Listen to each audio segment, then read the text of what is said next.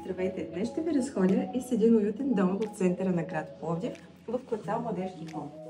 Кухнята откровено вдъхновява, носейки духа на капана. Пространство, което подкамва да се събереш с приятели, да споделиш чаша вино и разговори до късно. Всекидневната е като сцена на малка галерия, с пъстри акценти, ръчно изрисувани детайли и мека светлина, която танцува по стените в късния следобед.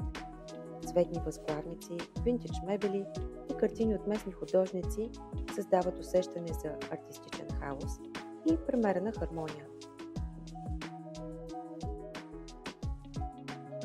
В просторната основна спалня с тераса се срещат бохемския дух с артистичен почерк на съвременния живот.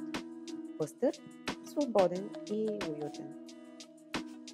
Този апартамент е място, където всяка стая е история, всяка стена картина и всеки ъгъл вдъхновение.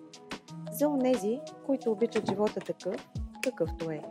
Колоритен, смел и вечно вдъхновен от изкуството и красотата на Пловдив. За огледи свържете се с мен, Ивелина Райкова.